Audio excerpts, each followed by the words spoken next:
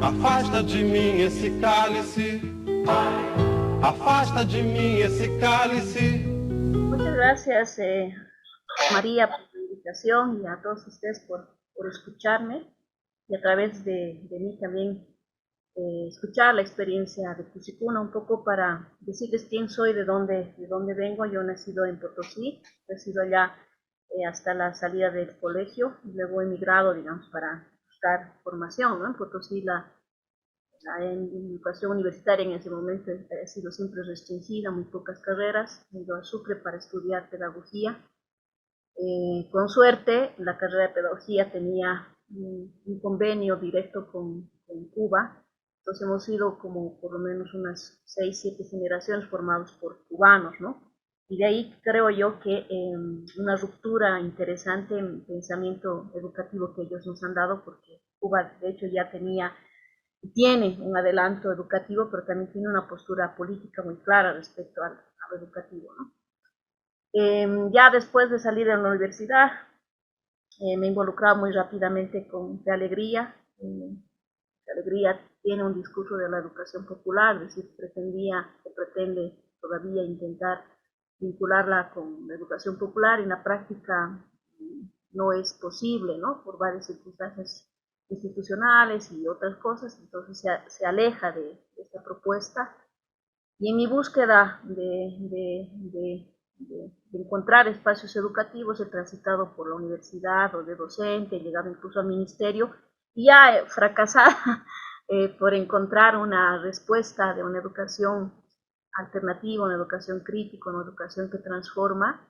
Decidí dejar de completo la educación y decidí hacerme a la vida de la maternidad, ¿no?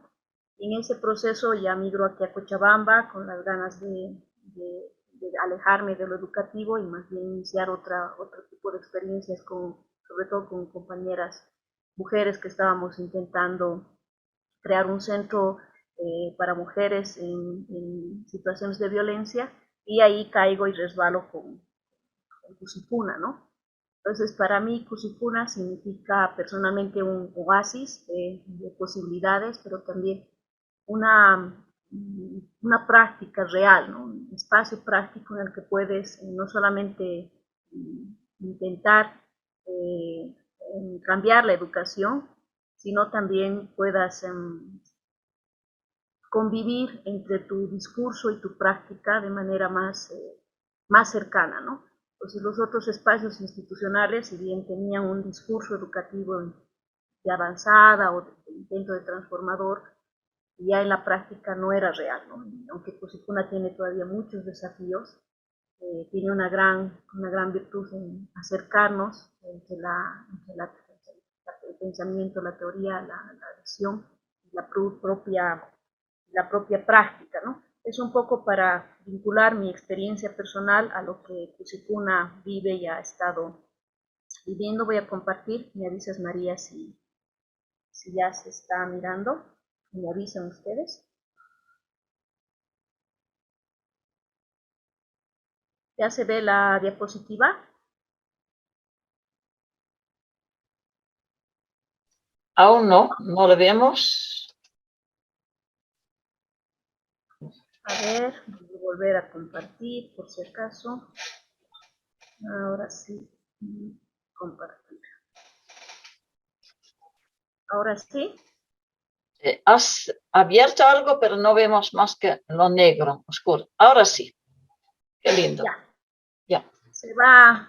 Y justo a mí me gusta siempre que comparto la experiencia de Cusikuna, partir con esta bienvenida. Es nuestro día lunes, todos los días lunes estamos así, reunidos en comunidad, hacemos una ronda energética, y eso es lo primero que a mí me ha conmovido, digamos, con un espacio educativo diferente donde la horizontalidad es prima y prima el respeto, digamos, emocional, ¿no? Entre todos y todas, y nos permite también reconstruirnos, ¿no? Entonces, así es como inicia Cusikuna. Lo que voy a hacer es un poco contarles, digamos, más rápidamente lo que pasa en Cusikuna, para que luego tengamos tiempo de ahondar, y creo que las preguntas que ya he venido las ha iniciado, son interesantes de reflexionarlas y de contestarlas, ¿no?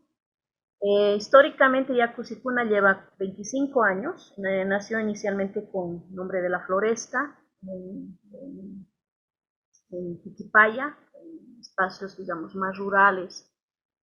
Esta experiencia, aunque no todos se la reconocen así, pero ya nos gusta decirla que ha sido iniciada por mujeres, porque luego una figura pública la pone de pronto el RAFO, y con todo cariño lo apreciamos al RAFO, pero también ahí hay un sesgo un tanto machista y patriarcal, ¿no? Entonces ya la experiencia de La Floresta llevaba funcionando como 2 años, movido por mujeres, mujeres que habían también tenido la experiencia de la época de la dictadura, en la que se reunían para hacer comida, digamos, estas ollas común, estos clubes de madres que había, y en esa reflexión estas mujeres se dan cuenta que ya tenían que enviar a sus hijos a la escuela, algunas ya los habían enviado, se percatan que la violencia que existía en la escuela pública era en algo en lo que ellas no confiaban, así no querían confiar a sus hijos en este espacio y deciden desescolarizarlos, ¿no? Entonces ahí hay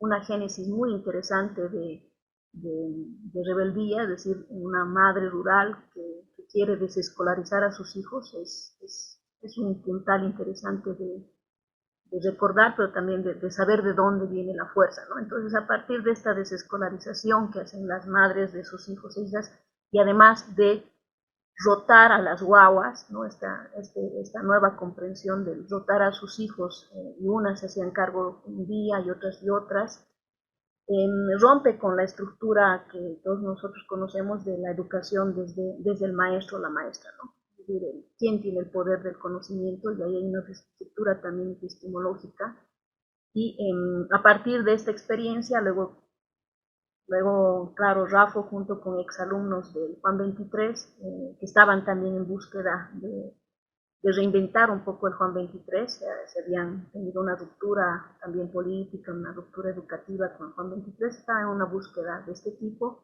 y se anoticiaron de que había esta experiencia en Tiquipaya, y se animan a avanzar con ellas, ¿no? Con suerte, digo yo con suerte porque justo también un par de compañeras, Peli, que es una alemana, y Luisa, que es una italiana, están acompañando esta experiencia, y lo primero que hacen es pedirles que no repliquen la idea de Juan 23, sino que realmente reinventen una pedagogía distinta, y se apropian un poco de la experiencia que estaba viviendo en Quito, Ecuador, PESTA, ¿no? PESTA, que es una experiencia de educación activa, alternativa, viva, y procuran a partir de esa experiencia trabajar. ¿Qué es lo que se queda un poco de este grupo de mujeres de la Floresta? Una, su vehemencia por no caer en la educación estatal, es decir, no querían ser parte de una educación del Estado, y por tanto preferían, en un sentido, buscar recursos económicos como para sostener la escuela, y ahí se crea todo un sistema económico que hasta ahora lo intentamos sostener en la escuelita, que también rompe un poco con la idea de busquemos que el Estado nos reconozca, ¿no? Busquemos que el Estado, ser parte del Estado. Pronto la escuela tiene conflicto, sobre todo con la propia comunidad, diríamos, porque la comunidad quería escuela, una escuela estatal donde haya uniformes, haya profes, haya aulas, haya todo esto, y acaban por retirarlas del espacio, que el espacio donde trabajaban era un espacio de la comunidad, diríamos, y las acaban por retirar, haciendo que, buscando en realidad que se vuelva a reconfigurar, vuelven a crear la Floresta 2, por eso que en Tiquipaya hay 2 escuelas, Floresta 1 y Floresta 2, las dos han sido impulsadas por lo que ahora es Cuchicuna, y en la Floresta 2 primero hablan con toda la gente de la comunidad en este caso se involucra, son ellos los que empiezan a solicitar un poco el permiso para el trabajo, digamos, formal ya en Colpapampa, y también al cabo de un tiempo no los expulsan, pero lo que pasa es que cada vez más van mermando los niños, ¿no? Es decir, los papás deciden papás y mamás deciden sacar a los chicos de la escuela porque tampoco veían que eso era un proceso, digamos, clásico de escolarización. Entonces, en esta segunda ya ruptura, diríamos, de intento de generar espacio, ahí es donde se decide de manera completa acudir a que los papás, las mamás que quieran participar de Cursicuna lo hagan de forma obviamente voluntaria, inician un proceso que, si bien renuncia a la idea del Estado, se involucran en algo mucho más conflictivo, que es la búsqueda de la aprobación del Estado desde la figura de lo privado, ¿no? Y ahí ya se involucra otros elementos que hasta hoy ya son una ruptura, digamos, ¿no? de a qué población es a la que nosotros estamos educando, ¿no? Entonces hay un gran contingente de familias de clase media, un gran contingente de familias que sí, que tenían una profunda reflexión crítica respecto a lo educativo, respecto al Estado, pero también tenían condiciones y privilegios económicos que les permitían de alguna manera pagar, digamos, la escolatura, ¿no?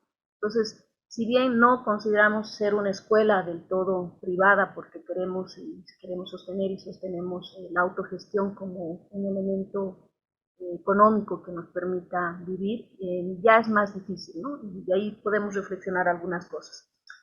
Hoy por hoy, ese ímpetu con el que nació hace 25 años Cursicuna o La Floresta, que tenía una intención de vivir una educación activa, una educación, diríamos, alternativa, una educación vista más desde la lógica de la formación de las autonomías de los chicos y chicas, ya hoy se ha hecho más complejo, se han incorporado otras categorías, también los educadores y educadoras que estamos, venimos de una experiencia y una formación feminista, entonces ya todas las educadoras tenemos esta perspectiva y se han incorporado otros elementos, junto con algo que también es, diríamos, un trabajo de ahora, que es transformar la educación hacia la mirada de la permacultura. Es decir, la permacultura es un abanico que nos permite entender que la escuela o la educación no es el único camino en el que queremos trabajar y en el que queremos construir. Entonces, la permacultura nos abre un paraguas mucho más amplio también para explicar mejor nuestras experiencias y nuestras rupturas, ¿no? Y ahora justo esta diapositiva está pensada en esa lógica, pero quería hacerles un poco la narrativa histórica de dónde y cómo estamos, ¿no? Entonces, nos hemos planteado como desafíos, digamos, para transitar de una educación hacia una perspectiva permacultural, porque para nosotros ya era imprescindible hablar de nuestro territorio, es decir, ya no solamente de los espacios físicos como escuela, sino del territorio más amplio, de la comunidad más amplia, de lo que nosotros afectamos y nos dejamos afectar en el lugar donde estamos, ¿no? Ahora la escuelita funciona en Pobre Rancho, es una comunidad todavía rural, de alto nivel de alfabetismo, de problemas medioambientales, ¿no? Es decir, es interesante, pero nosotros no logramos, por las características de la población, de los niños y niñas, de las familias, no logramos ser parte misma de la comunidad, nos vemos un poco como intrusos, ¿no? Por tanto, era urgente y es urgente todavía para nosotros como ampliar nuestra lógica de territorio para no cerrar a nuestras cuatro paredes que todavía lo son, a pesar de que no hay paredes, ¿no? Unas paredes simbólicas que están construidas. Entonces, la permacultura nos hace repensar esto que es, digamos, el nombre de Cursicuna, ¿no? Primero, que se llama comunidad, es decir, hemos evitado llamarnos por mucho tiempo escuela, hemos evitado por mucho tiempo llamarnos unidad educativa, sino llamarnos comunidad. Comunidad ecoactiva Cursicuna, que significa lo eco, ¿no? Es decir, que también ahora lo cuestionamos, pero bueno, el eco en términos de recuperar como experiencia pedagógica en la revalorización de la vida, de la tierra, de la Pachamama, de esto, ¿no?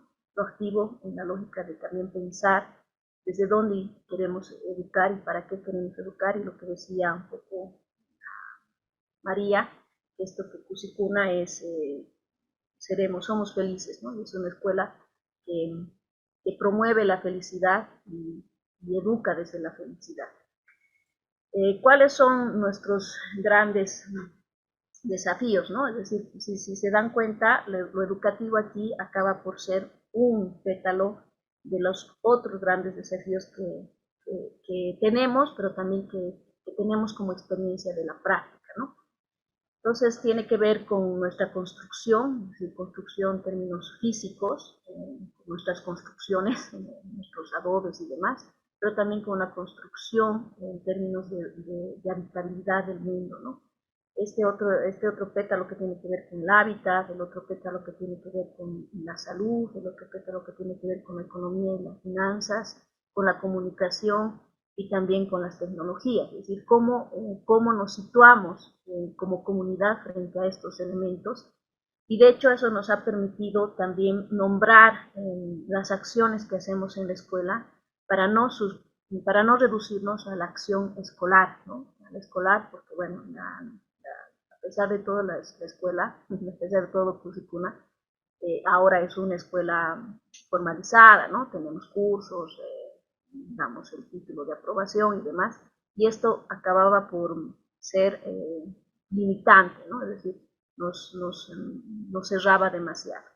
Entonces, en el caso de educación, que es donde creemos que hemos trabajado mucho y tenemos bastante ya experiencia, es partimos de una educación activa, es decir, los niños y niñas y adolescentes realmente son protagonistas de sus aprendizajes, aprenden haciendo, pero también aprenden haciendo desde la autonomía y la libertad de su aprendizaje, es decir, no solamente los educadores, educadoras parten de la idea de la horizontalidad de aprendizaje, sino parten de la real posibilidad de que ellos y ellas deciden qué aprender, cuándo aprender, cómo aprender, con quién aprender, y eso es una práctica compleja, ¿no? Sobre todo en la adolescencia, ¿no? En la adolescencia ahí se nos complica porque los adolescentes se toman a pecho la libertad y al adulto educador eso causa desquebrajos, ¿no? Entonces ahí hay una riqueza interesante de trabajar. Hemos querido también transitar de la educación activa hacia la educación viva, y la reentendemos como una educación que parte del respeto a las necesidades auténticas, ¿no? Es decir, cómo logramos mirar en los niños, en las niñas, en los adolescentes, necesidades auténticas de su desarrollo, de su contexto cultural, de su contexto social, cuando hay tanto ruido para crear más bien pseudo necesidades o hacerte creer que tienes una necesidad, ¿no? Como ahora, ¿no? Tengo necesidad del teléfono, tengo necesidad de la tecnología o tengo necesidad del fútbol, o sea, cualquier cosa que pueda ser una pseudo necesidad vendida por el mercado o por este sistema capitalista, ¿no? Entonces, trabajar o intentar reencontrar las necesidades auténticas de las guaguas implica también reencontrar tus necesidades auténticas, ¿no? Y eso no solamente nos ayuda a planificar el proceso educativo, sino sobre todo a no planificarlo. No planificarlo en términos de que estamos dispuestos y dispuestas a que la vida se haga presente en la escuela. Y la vida no es un plan, ¿no? La vida es así, tal cual, libre, autónoma, circunstancial, vienes con todo lo que implica un sujeto, ¿no? Vienes con problemas, con dificultades, con sueños, con ganas, con energías, con flojeras, con todo lo que implica vivir, ¿no? Pero aparte de tener una perspectiva de la vida misma de cada una y una de nosotras, lo que siempre nos ha cuestionado y que ahora todavía nos cuestiona es esto de educar para la vida, ¿no? Está bien, pero ¿para la vida de quién? ¿Para qué tipo de vida? Entonces, dicha así muy abiertamente la vida, es quitar contexto histórico, quitar el contexto social, es quitar también desde dónde estás hablando de esa vida, ¿no? y eso nos hace repensar permanentemente por qué para nosotros que estamos educando de alguna manera a una clase privilegiada, una clase media privilegiada, para nosotros es urgente desmontar los privilegios. ¿Y cómo desmontan los privilegios? Con niños, con niñas, con adolescentes, cuando no son del todo conscientes de esos privilegios, ¿no?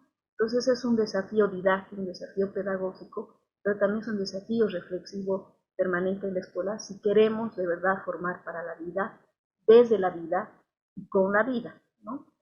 El otro elemento que está presente en la escuelita y que diríamos ya descansamos de esto, es decir, el rol del maestro, de la maestra, realmente se ha convertido en un verdadero acompañamiento, ¿no? El aprendizaje de nuestras guaguas es realmente en comunidad, aprenden unos de otros, dejamos mucho tiempo a la libertad de organización de las guaguas para que justamente ese tiempo el educador pueda quedarse en una especie de contemplación observativa de los procesos que suceden, ¿no? Y que pueda acompañar esos procesos sin la intención necesaria de dirigir, ¿no? Es decir, la educación autoritaria, la educación directiva, no es un lenguaje posible impositivo, ¿no? Normalmente a los papás y a las mamás que vienen a buscar la educación en necesitar un espacio en Pusipuna les decimos que si ellos están dispuestos a estar en un espacio en el que nadie enseña nada, ¿no? Nadie enseña, ¿no? Los chicos no van a estar en un espacio en el que se les enseñe, pero sí es un espacio de mucho aprendizaje. Y ahí el acompañamiento respetuoso de los adultos, ¿no? Es decir, generando ambientes preparados, ¿sí? Generando experiencias educativas, generando situaciones de aprendizaje, generando ofertas, ¿no? Es decir, todo el lenguaje en la escuela es un lenguaje distinto al clásico de la escuela, ¿no? No hablamos de planificación, por ejemplo, hablamos de armonización, y a la hora de hablar de armonización, ahora con más desafío todavía, porque creemos que nos hemos desarmonizado en relación a la naturaleza, y si queremos vivir nuestras necesidades auténticas es urgente rearmonizarnos, ¿no? Con la naturaleza. Y rearmonizarnos con la naturaleza significa muchas cosas, entonces por eso que también estamos, digamos, ahorita invitados a repensar incluso el lenguaje que nosotros utilizamos en la escuela, ¿no? Para nosotros otro elemento tiene que ver con la salud, desde además la perspectiva de que nuestro cuerpo es nuestro primer territorio, ¿no? Entonces, sobre todo para nosotros que hemos transitado por el feminismo, sabemos que el lugar donde se recrean todas las injusticias, el lugar donde se recrea toda la desigualdad, el lugar donde se recrea el capitalismo y demás, es en el cuerpo de las mujeres, ¿no? Entonces, por ello, para nosotros trabajar la corporalidad en la escuela es sumamente importante, ¿no? La libertad tiene que ver justamente con tu primera libertad, que es la libertad de moverte, ¿no? De esa autonomía de sentir tu cuerpo y poder movilizarlo y tomar decisiones sobre él, ¿no? Y en la escuela eso está presente, es una experiencia muy linda, desde los más pequeñitos, de los más chiquitos, ¿no? Que están al Pubillan, hasta los más grandes que están en el Cuyay, ¿no? Que es nuestra experiencia. También trabajamos mucho en la recuperación de una alimentación saludable. Hoy estamos con una pequeña iniciativa de la recuperación de semillas.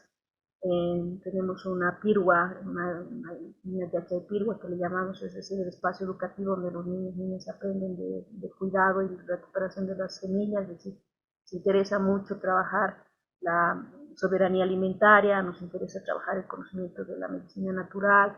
La cocina como tal es una presencia permanente en la escuela, ¿no? Si los chicos de chicas están cocinando y están aprendiendo en la cocina las otras áreas, ¿no? Ciencias, mate, lenguaje, las áreas clásicas. Nos interesa mucho el equilibrio entre cuerpo, mente y espíritu, es decir, así como la escuela se ha empeñado de forma permanente hablarnos de tareas cognitivas, para nosotros también hay tareas espirituales, hay tareas emocionales, ¿no? y vivimos ese equilibrio. Para nosotros no hay una jerarquía entre a qué quieres atender primero, ¿no? Para nosotros es muy importante, sobre todo en el caso de la secundaria, donde los chicos, las chicas experimentan cambios no solamente relacionados con su cuerpo, sino también con su vivencia sexual, con su vivencia social, ¿no? Y es donde, diríamos, aparece con más presencia los filtros de una sociedad capitalista, de una sociedad desigual, ¿no? Es donde podemos con mayor fuerza trabajar la reflexión con ellos, con ellas, y hay una cultura en la escuela en la que absolutamente todo lo que en la escuela tradicional se ha visto como un tabú, ¿no? El tabú de la sexualidad, el tabú del consumo de drogas, si quieres, el tabú de los poderes, ¿no? Todos estos tabús que nunca han sido parte de la currícula de la escuela clásica, para nosotros son parte, ¿no? Es decir, son temas asamblearios, son temas que los debatimos, son temas que los trabajamos, ¿no? Entonces esto está presente en la escuela como un punto importante. Lo otro que ya es un desafío, y yo creo que ahí tenemos muchas más debilidades por este tránsito que les comentaba, ¿no? La única posibilidad de la defensa de Cuchipuna ha sido transitar a la escuela privada. Eso nos ha permitido estabilidad, nos ha permitido vigencia, nos ha permitido también separarnos del Estado en un sentido, pero también nos ha abierto una puerta muy grande, porque sí, las escuelas, diríamos, alternativas, Waldorf, Montessori y demás, son escuelas pensadas para la élite, ¿no? Y muchas de las familias que vienen en búsqueda de Cuchipuna no vienen en búsqueda de una transformación educativa, sino más bien de un prestigio académico, ¿no? Entonces, ahí hay un sesgo, nos es muy complejo transformar a las familias, ¿no? Pensar o ayudarnos a pensar entre todos que podemos hacer una economía autogestionaria, una economía solidaria. Tenemos la vigencia todavía de los AINIs, hemos cuestionado mucho el AINI, qué significa estas familias que no tienen económicamente recursos para pagar a la escuela, optan por el AINI y ellas pagan el trabajo a la escuela. Lo que ahí nos ha empezado a cuestionar es que justo las familias que no pueden pagar a la escuela no es porque no quieran hacerlo, es decir, porque ya sus ingresos económicos vienen desde un empobrecimiento, y además de tener que trabajar para alimentarse, para sobrevivir, además tienen que ir luego a la escuela a trabajar, y ahí se estaba nuevamente creando una explotación a las familias que tenían AINI, ¿no? Entonces hemos transformado el AINI hoy, todos deben hacer AINI, todos deben aportar a la escuela con trabajo. Hemos reconceptualizado el trabajo, es decir, como el espacio no de intercambio económico, sino más bien de intercambio de energía, que es un trabajo desde otra perspectiva, que es la humanización del trabajo, no la deshumanización. Y ahora estamos, ¿no?, con jornadas de trabajo, con un montón de acciones que nos permite reconsiderar nuestra comunidad. Nosotros vivimos una permanente asamblea en la escuela, es decir, tenemos una identidad asamblearia permanente. Los niños todos los lunes tienen sus asambleas, ahí toman decisiones de esto, ¿no? De qué aprender, cómo aprender, cuándo aprender, con quién aprender, cómo nos organizamos, qué experiencias tomo, qué ofertas me interesan, qué ofertas doy. La asamblea es para nosotros la vida misma de la escuela, ¿no? Y así lo mismo con los educadores. Algo que quería, que nos ha ayudado de pronto a sobrevivir en la lógica de la educación de la escuela privada. Uno es que con suerte y con mucha claridad la gente que había transitado hacia la escuela privada tenía que ver con con el salario que se les da a los educadores, ¿no? Lo primero que se ha hecho es romper con el escalafón, es decir, este escalafón que también marca desigualdades en todo sentido, y romper con el escalafón significaba romper con la escala salarial, ¿no? Entonces, en la escuela, absolutamente todos los educadores y educadoras, todo adulto, adulta que está ahí, percibe el mismo salario independientemente del rol que tiene, ¿no? Pues para nosotros todos los roles son importantes. El rol de una secretaria, un secretario es tan importante como el rol de una directora o director, y por tanto no nos interesa jerarquizar económicamente, porque junto con la jerarquización económica vienen otro tipo de jerarquías, ¿no? Entonces esto es algo importante en el Fusichuna. Hemos tenido muchas tentativas de transformar esto, ¿no? Que los licenciados ganen más que los no licenciados, ¿no? Que haya un escalafón donde los que acumulan méritos vayan ganando más, ¿no? Entonces, todo esto permanentemente tenemos que ponerles altos desde la reflexión, sí, pero también desde una convicción de por qué lo hacemos, ¿no? La comunidad también es mucho celebrar, es decir, ponemos énfasis en el amor, ponemos énfasis en el compartir, ponemos énfasis en el recrearnos, ponemos énfasis en la ritualización de nuestros espacios. Si bien respetamos absolutamente todo y cada una de las religiones que pueden traer los chicos, las chicas y las familias, pero nosotros les anticipamos a todos y a todas que nuestros espacios ritualizados en la escuela tienen que ver desde, nuestra, desde nuestras raíces indígenas, ¿no? Entonces, las familias lo saben. De hecho, hay familias que son testigos de Jehová, son evangélicos, pero saben que los niños y niñas van a participar, porque para nosotros es muy importante la presencia de nuestra, digamos, cosmovisión andina, de nuestras vivencias de los pueblos indígenas, ¿no?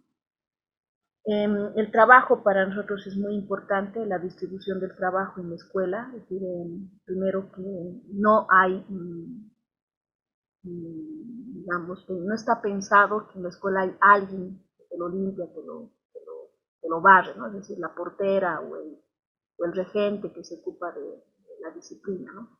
Entonces nosotros nos hacemos cargo de todo, ¿no? Los niños y niñas limpian juntos desde el baño, sus ambientes, apostamos a la autoconstrucción, ¿no? Los papás, las mamás deben ir a construir, deben techar las aulas, deben revocar los espacios, deben pintar, deben podar, es decir, evitamos en lo posible delegar estas tareas a otros, porque creemos que en el trabajo la comunidad está presente, ¿no? Aprendemos juntos, aprendemos juntas, los padres de familia participan, es decir, para nosotros es muy importante la concepción del coeducador, es decir, no es responsabilidad y tampoco es privativo de los educadores y educadoras generar aprendizaje, digo, espacios en la escuela, más bien los papás y mamás participan mucho, abuelos, abuelas, que van a compartir con los chicos un momento, ¿no? Desde su experiencia, van a ofertar talleres, van a ofertar espacios, ¿no? Entonces, también con los papás y las mamás generamos espacios de aprender, de reaprender, es decir, de reaprender cómo deberíamos haber aprendido las matemáticas, los lenguajes, las ciencias sociales y demás, y damos talleres a ellos y a ellas para que luego también les sea más fácil acompañar a sus guaguas en casa. Nuestros ambientes son estos, ¿no? Es decir, estamos empeñados por la ecoconstrucción, creemos profundamente que los ambientes educan, que la manera en cómo te insertas en la naturaleza es muy importante, ¿no? Entonces, y además esto te permite permanentemente estar asociado a la refacción, ¿no? Entonces, las gradas se nos caen, cada año hay que levantarlas, los techos cada año hay que ponerles paja, cada año hay que clavar algo, ¿no? Entonces eso hace que la comunidad esté siempre alerta de mantenerse junta para habitarla, ¿no? Ahora estamos con una locura de construir una secundaria también alternativa, porque tenemos construida, diríamos, la primaria, la secundaria está todavía en un espacio muy improvisado, ¿no? Es una ex carpintería que tenemos y que están ahí. Entonces todo que ven es trabajo de los papás, las mamás, y cuando necesitamos trabajo más especializado, es decir, albañiles o constructores, pintores, artesanos, lo que sea que se requiere, procuramos que los fondos que van a cubrir esa necesidad salgan de actividades de recaudación colectiva, ¿no? Evitamos la famosa cuota, que eso genera más bien diferencias, ¿no? Y además una especie de estrangulamiento a las familias que no pueden llegar a la cuota que ha pedido la escuela, y el otro, que es mucho más rico comunitariamente, es la recaudación de fondos colectivos, ¿no? Y ahora nos hemos empeñado en presentarnos a un montón de pequeños proyectos donde también participan papás, mamás. Ahora mismo estamos con un proyecto de sexualidad, donde están mamás trabajando, elaborando materiales para trabajar en la sexualidad en la escuela. Entonces estamos en ese proceso, ¿no? Los niños y niñas, papás, mamás siempre están presentes en nuestra autoconstrucción. Nuestros huertos, nuestros espacios abiertos, nuestros espacios, para nosotros el contacto con criar la naturaleza es muy importante. Ahora estamos con las ganas de tener un proyecto con la comunidad de Joven Rancho, para antes de que se urbanice ese lugar, empezar a tomar espacios verdes, ¿no?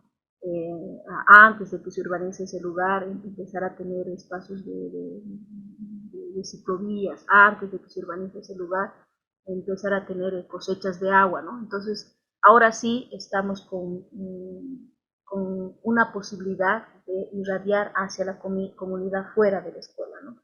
Ya nos hemos hecho cargo de una canchita, hay una canchita de tinglado que está frente a la escuela, y hemos podido, digamos, intervenir, hemos puesto arbolitos, hemos puesto un número de cosas para que también haya una sintonía con la comunidad misma, ¿no? Nuestro manejo de agua igual ha sido todo un proceso de recuperación de la mitad del agua. Para nosotros es una experiencia educativa, es decir, que los niños y niñas vean, ¿no?, de dónde viene el agua, cómo se distribuye el agua en la comunidad, por qué es tan importante el agua en Cochabamba, ¿no? Y qué significa las mitas, qué significa hacer los turnos, qué significa ir a la reunión de la mita, ¿no?, ir a limpiar los canales, ¿no? Porque podíamos no haber tenido este riego, pero para nosotros era muy importante conectarnos con el ciclo del agua y también con todo lo social que implica el agua, ¿no? Entonces nosotros hemos creado caminos del agua en la escuela, tenemos nuestras puricochas, tenemos nuestras cochas, y entonces estas cochas han recreado nuevos hábitats, y los hábitats siempre son espacios educativos para los chicos, para sus proyectos, para sus iniciativas, ¿no? Estamos empeñados junto con nuestra idea de construcción, de empezar a ver tecnologías que permitan reducir el impacto medioambiental, ¿no? Nuestros baños secos son una tecnología que cada vez la mejoramos más. La foto que ven son los baños de nivel inicial, y digamos que tercero, y ahora tenemos los baños de la secundaria. Hemos hecho mucho más eficientes los baños secos. Estamos trabajando con microorganismos, hemos tecnificado nuestras puricochas. Para nosotros es muy importante esto de encontrar en la tecnología la puerta para resolver problemas ambientales, sociales, económicos, ¿no? Entonces, igual ahí los chicos las chicas, sobre todo las secundarias, trabajan esto a través de proyectos, ¿no? De proyectos productivos, proyectos sociales, proyectos, es la manera en cómo ellos se asocian a la tecnología. Eso diríamos de forma rápida, un poco para contarles lo que pasa en Cusicuna. Afasta de mim esse cálice, afasta de mim esse cálice, afasta de mim esse cálice.